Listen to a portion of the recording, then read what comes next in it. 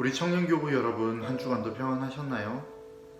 힘들고 어려워 평안할 수 없는 우리의 삶 속에 그래도 하나님이 주시는 하늘의 기쁨과 평안을 날마다 누리며 살아가는 우리의 청년들이 될 수 있기를 주님의 이름으로 축복합니다.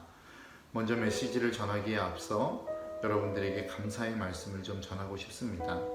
지난주 브이로그 콘테스트 광고를 통하여 많은 청년들이 이 콘테스트에 참여해 주셨습니다.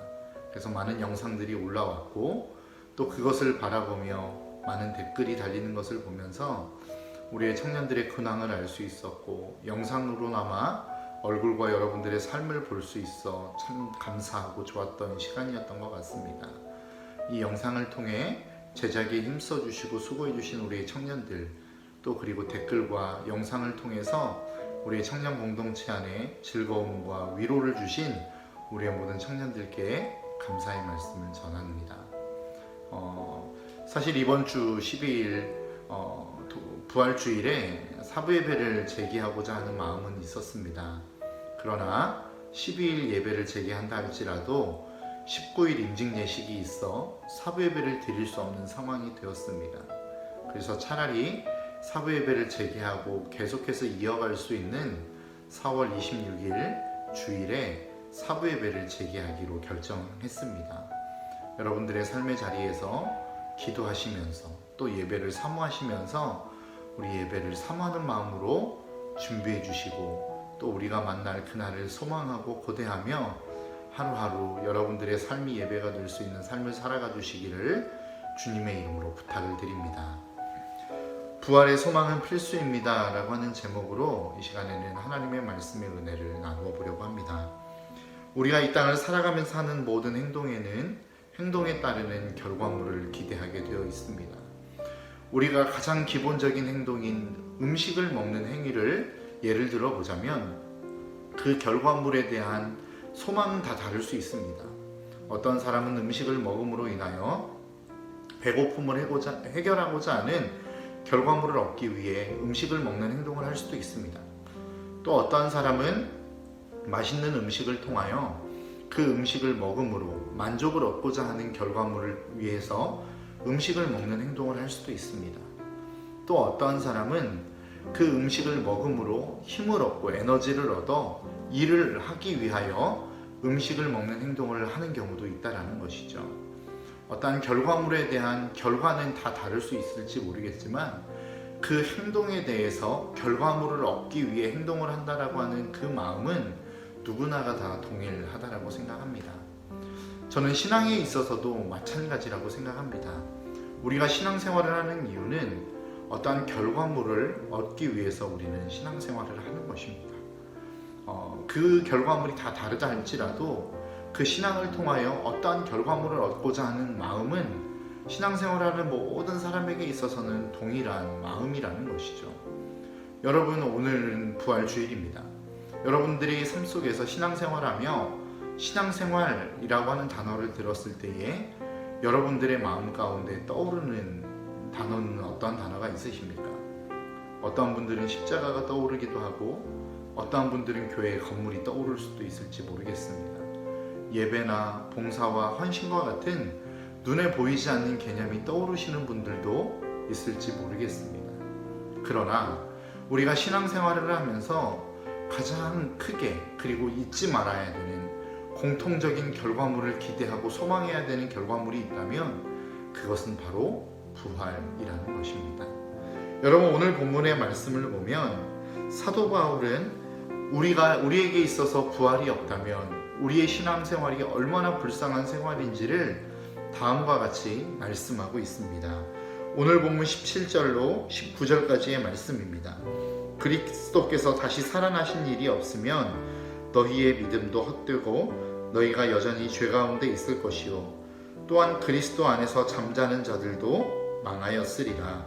만일 그리스도 안에서 우리가 바라는 것이 다만 이 세상의 삶뿐이면 모든 사람 가운데 우리가 더욱 불쌍한 자이리라. 사도 바울이 지금 뭐라고 말씀하고 있는 것입니까? 우리가 믿음 생활하고 있고 신앙 생활하고 있다라고 이야기하고 있는데 만일 우리가 부활의 소망을 가지지 못하면 우리 이 신앙생활 할 필요 없다라는 것입니다. 믿음 생활할 필요 없다라는 것입니다. 이미 믿음 생활을 통하여 죽음을 맛본 우리의 신앙의 선배들 다 망한 인생이라는 것입니다. 그리고 이 땅을 살아가는 신앙생활하고 있는 이 땅의 모든 그리스도인의 삶이 가장 불쌍한 인생이라고 오늘 본문에서 바울은 이야기하고 있는 것입니다. 다시 이야기하면 부활이라고 하는 개념은 그리스도인에게 있어서 없어서는 안 될 핵심 개념이다라고 말씀하고 있다라는 것이죠. 그런데 우리가 한번 생각해 봐야 되는 것은 우리가 그 부활의 소망을 가지고 살아가고 있는가라고 하는 것입니다. 여러분들은 여러분들의 삶 속에서 부활의 소망을 가지고 살아가고 계십니까? 그렇지 아니면 그 부활의 소망을 가지고 살아가지 못하고 계십니까? 만일 그 부활의 소망을 가지지 못하고 살아가고 있다면 왜 우리는 그러한 부활의 소망, 믿음에 있어서 핵심 중에 핵심이라고 말할 수 있는 부활이라고 하는 개념을, 그 소망을 우리는 갖지 못하고 살아가고 있는가라고 하는 것입니다. 그것은 마귀의 전략이 우리가 부활의 소망을 갖지 못하고 신앙생활하게 만드는 것이기 때문에 그렇습니다. 마태복음 24장 24절의 말씀에서는 다음과 같이 말씀하고 있습니다.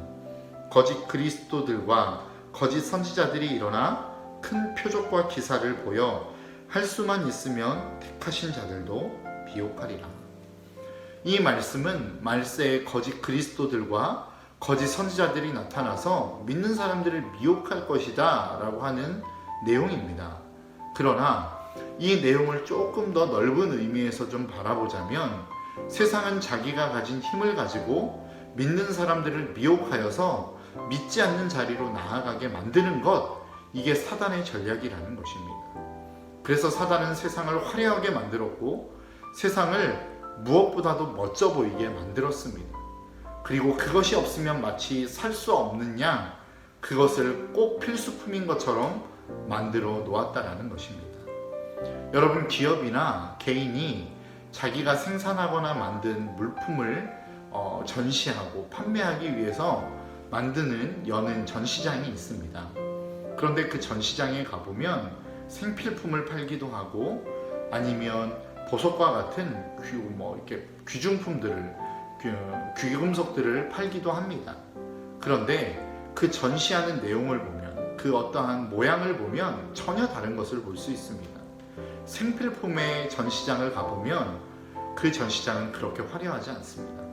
화려한 조명도 없고 그 물건을 팔기 위하여 화려한 모델들을 고용하지도 않습니다.